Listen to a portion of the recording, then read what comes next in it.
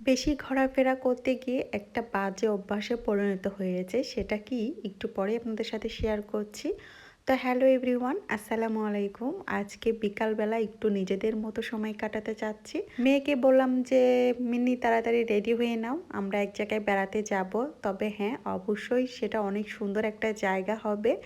তো তোরই বাপি বলছিল যে তোমাদের হাতে খুবই অল্প সময় আছে, কারণ যেখানে আমরা যাব ওখানে সূর্য থাকতে হবে। দিনের আলো যদি না থাকে তাহলে ভালো মতো ছবি আসবে না।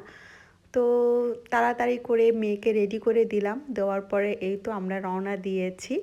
বিকালের সময়টুকু কখন যে তাড়াতাড়ি কেটে যায় আসলে বোঝাই যায় না। আসরের নামাজের পরে আর একদমই হাতে সময় থাকে না। তো আমরা যাচ্ছি আজকে সবাই মিলে সরিষা ক্ষেত দেখার জন্য। গত বছর গিয়েছিলাম, তখন আমার পিচ্চিটা ছিল পেটে, আর এবছর কিন্তু ও আমাদের সাথেই যাচ্ছে, মাশাআল্লাহ। তো যাচ্ছিলাম আর চারিপাশে কিন্তু সরিষার ক্ষেত দেখা যাচ্ছিল। তো এই তো অলরেডি কিন্তু আমরা এখানে চলে এসেছি। আর আসার পরে এখানে আমরা ছবি টবি উঠালাম, ভিডিও করলাম। তো তোরিকে বললাম যে একটু পরে বের হও, তোমার একটা সুন্দর দেখে ভিডিও নিয়ে নেই। তো পিছনে দেখতে পাচ্ছেন সূর্য, তো ওইটার কারণে খুব একটা ক্লিয়ার আসতেছিল না। তো তারপরও দেখতে অনেক ভালো লাগছিল। তোরিকে বললাম যে সুন্দর করে একটু পোস্ট টোস্ট দাও। তো এইদিকে আবার হচ্ছে ছেলেটা গাড়ির মধ্যেই ঘুমিয়ে পড়েছে।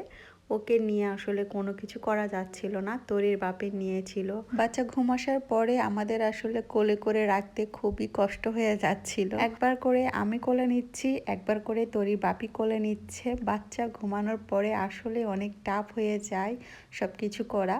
তো তরি যখন নিচে নেমেই গিয়েছিল, তো হঠাৎ করে আমি দেখলাম ও নিজে থেকেই ওর লেহেঙ্গাটা দুপাশে ধরে রেখেছে। তো দেখতে অনেক সুন্দর লাগছিল। তো ওকে আমি আবার বললাম যে মামনি তুমি আবার উপরে ওঠো, ওঠার পরে আবার সুন্দর করে একটা পোজ দাও। তো পরে ও আবার সুন্দর করে আর কি নেমে আসতেছিল, আমি আবার ভিডিও করে নিলাম। তো মাশাআল্লাহ আজকে কিন্তু আমার পরিটাকে অনেক সুন্দর লাগছে। তাছাড়া হলুদের মধ্যে যদি লাল রঙের ড্রেস পরে আসা যায় তাহলে কিন্তু এইটার সৌন্দর্যটা আরও বেশি ফুটে ওঠে। তো আমি তোরিকে বলছিলাম যে মামনি তুমি কিন্তু লাল রঙের ড্রেস পরবে। তো আমার কথা মতোই আর কি লাল রঙের ড্রেস পরেছে। আর সাজুগুজু কিন্তু ও নিজেই করতে পারে, আমি শুধু ড্রেসের কথা বলে দিই আর মাথাটা আমি বেঁধে দিই। মাশাআল্লাহ আমার মেয়ে কিন্তু ও নিজেই সাজুগুজু করতে পারে। আর এই তো এদিকে কিন্তু আমরা সরিষা ক্ষেতের মধ্যে ঢুকে পড়ছি। যদিও আমরা কিন্তু খুব সাবধানে ক্ষেতের মধ্যে যাচ্ছি, কারণ আমরা চাই না আমাদের দ্বারা কারো শস্য কখনো নষ্ট হয়ে যাক। তো আমরা হচ্ছে এই যে আইল দিয়ে যাচ্ছি আর কি।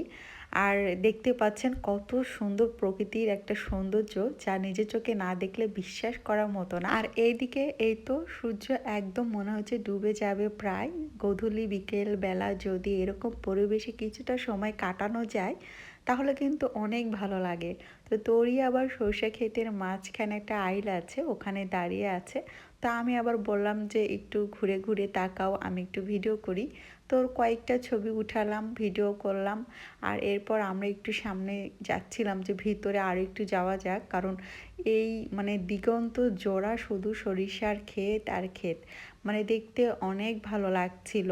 যদিও সরিষা গাছগুলো খুব বেশি বড় হয়নি, একটু ছোট ছোটই আছে, কিন্তু অনেক গাছে ফুল ধরেছে, তো এই জন্য দেখতে অনেকই ভালো লাগছিল। তো আমরা কিন্তু এখন বাসায় চলে যাব। তো যাওয়ার আগে আজকের ভিডিওটি আপনাদের কাছে কেমন লাগলো, যদি এতটুকু ভালো লেগে থাকে তাহলে একটা ছোট্ট করে লাইক দিতে ভুলবেন না। আর হ্যাঁ, অনেক দিন ধরেই তো আপনাদের সাথে ভিডিও শেয়ার করছি, সেভাবে আসলে বলা হয়ে ওঠে না। যদি আমার ভিডিও কেউ পছন্দ করে থাকেন তাহলে অবশ্যই আমাকে সাপোর্ট করার জন্য হলেও ছোট্ট করে একটা লাইক দিয়ে তারপরে সাবস্ক্রাইব করতে একদমই ভুলবেন না। আর যারা আমার পেজ থেকে দেখছেন তারা অবশ্যই আমার পেজটাকে ফলো করবেন। আচ্ছা, ভিডিওর শুরুতেই কিন্তু আমি বলেছিলাম যে আমার একটা বাজে অভ্যাস হয়ে গিয়েছে, সেটা হচ্ছে যে এই যে প্রায় আমরা যে ঘুরতে বের হয়ে যাই, তো বিকাল হলেই কেন জানি ইচ্ছা করে যে আবার কোথাও ঘুরতে যাই। তো কিছুদিন পর পরে আসলে ঘুরতে যাওয়ার ব্যাপারটা না একদম কেমন যেন একটা অভ্যাসে পরিণত হয়ে গিয়েছে। সেই জন্যই আসলে এই কথাটা বলা, কারণ আমরা তো হলাম আবার সংসারী মানুষ, সংসার রেখে বেশি দিন ঘোরাফেরা করা একদমই উচিত না। তো এই ছিল আমার আজকের ব্লগ। আমি চেষ্টা করেছি আমাদের সুন্দর মুহূর্তটা তুলে ধরার জন্য। সবাই অনেক ভালো থাকবেন। আল্লাহ হাফেজ।